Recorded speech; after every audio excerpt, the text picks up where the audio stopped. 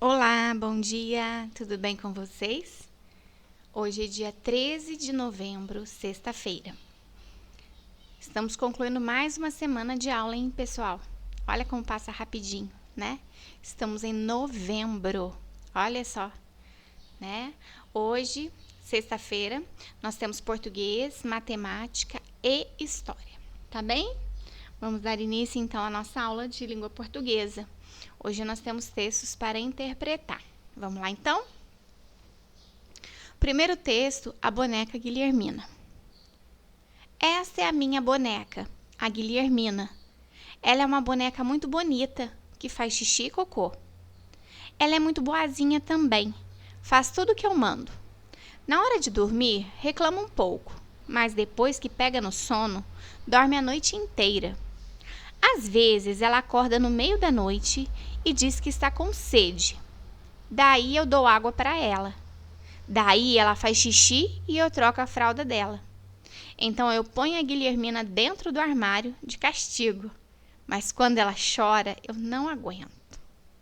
Eu vou até lá e pego a minha boneca no colo.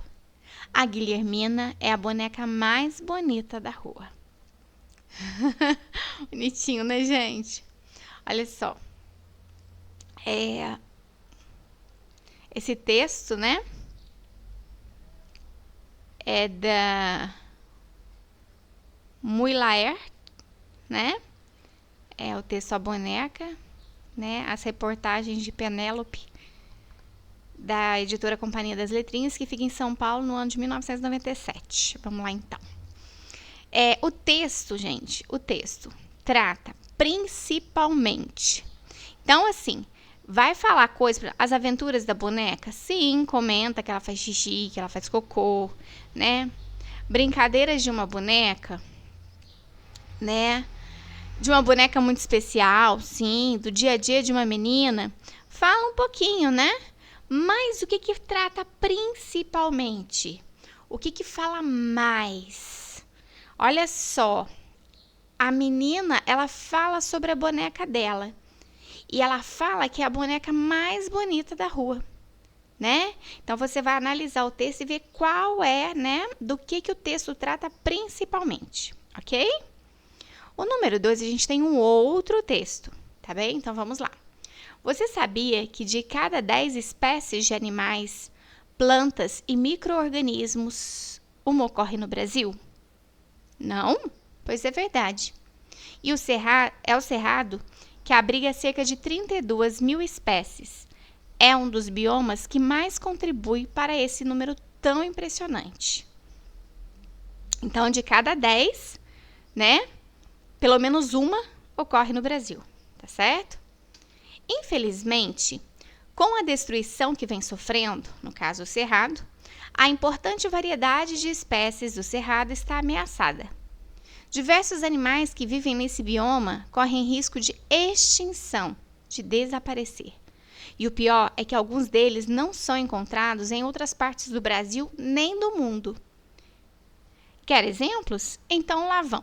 Morceguinho do Cerrado, pato mergulhão, tatu-peba, tamanduá-bandeira e entre outros.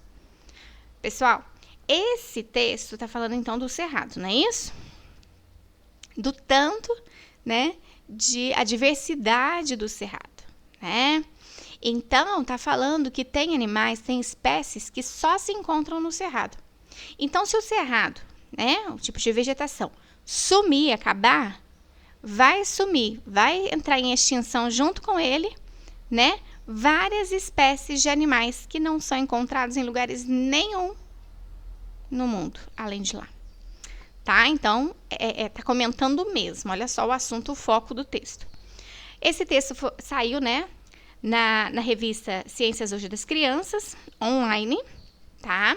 Disponível aqui nesse link. O acesso foi em 23/7/2009. Tá? Então, esse pedacinho aqui que eles tiraram foi adaptado. Agora, veja que o acesso foi em 2009, então pode ser que vocês, né, por curiosidade, acessem esse link e de repente não achem esse texto lá, tá? Porque às vezes ele sai, eles tiram, tá? Por isso que é importante colocar a data de acesso, tá bem? Vamos lá então?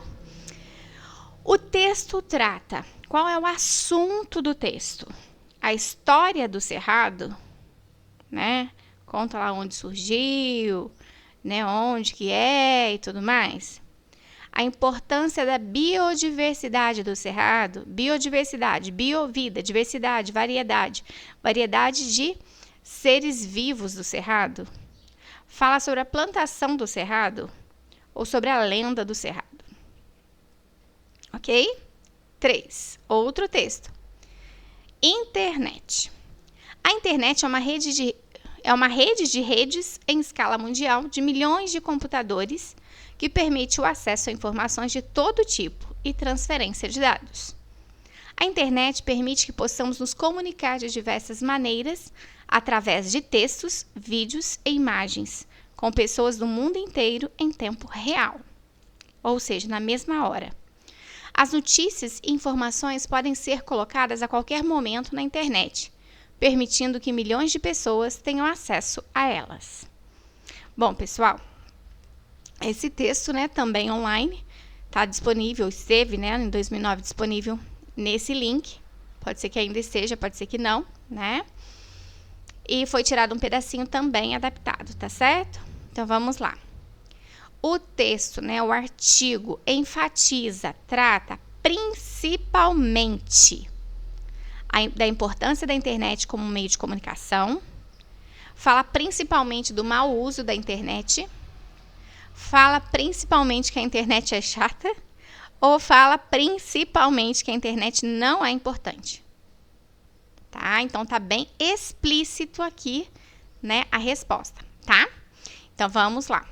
Aí, nós vamos rever um pouquinho das preposições. Estão lembrados? As preposições são termos necessários dentro de uma frase, dentro, né, de uma oração, e que vai completar um sentido. Sem ela, o texto vai ficar sem sentido. Tá? Então, moro em Aracaju. Não existe isso, moro em Aracaju. Moro em Aracaju. Olha lá. Nosso próximo jogo é contra o Palmeiras. Nosso próximo jogo é o Palmeiras. Fica sem sentido. Então, é necessária a preposição. O professor falou jogos. Não deu? O professor falou sobre jogos. Saímos após a janta. Saímos à janta. Fica sem sentido. Então, existe necessária a preposição após. Vou sair com meus amigos, né? Vou sair com meus amigos, né? Se eu tirar o com, vai ficar vou sair meus amigos. Fica sem sentido. Papai vai até a sua casa. Papai vai à sua casa, né? Mas, até poderia, né? Aqui não vai ficar tão sem sentido. Papai vai à sua casa, tá? Mas aqui o até indica a direção, né? O destino, tá certo? Então, é necessário por isso. Somos todos iguais à lei. Somos todos iguais perante a lei. Rubens passou os dois, né? Então, ele não passou os dois. Ele não está na frente dos dois. Ele passou entre os dois, no meio dos dois, tá? Então, as preposições são termos necessários dentro de uma oração, dentro de uma frase. Certinho?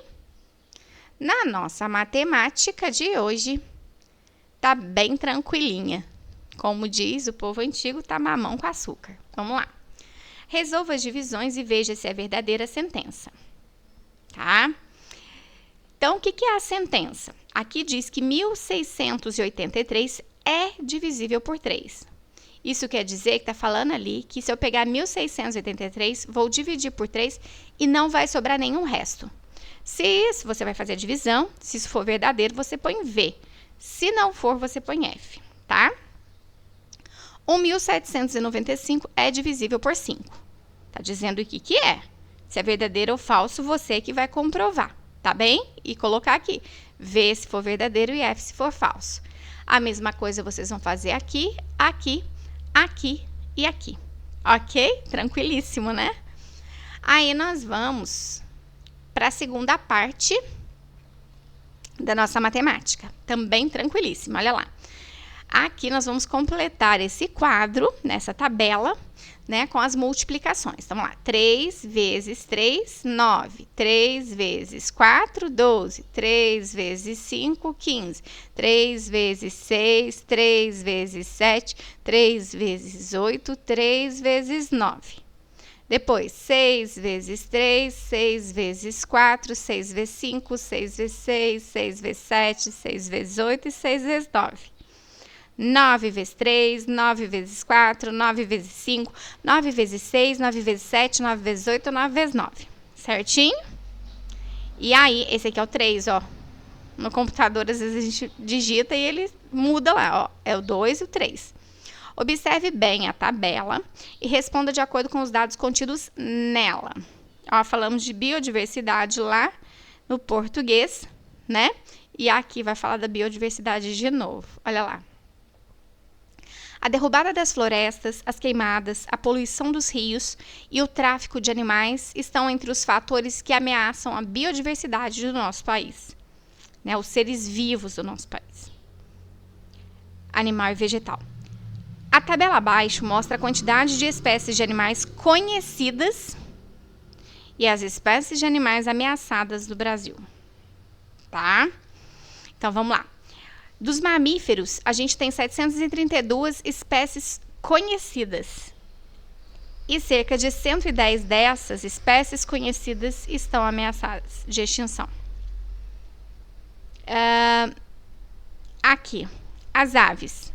A gente tem cerca de 1.980 espécies conhecidas e 234 dessas espécies estão ameaçadas.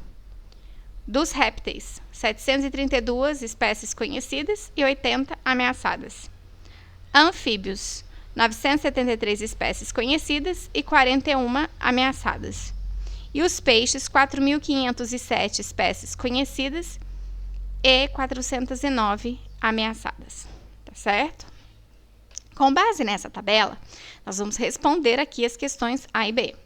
De acordo com a tabela, quantas são as espécies da fauna? Fauna são animais brasileiras conhecidas.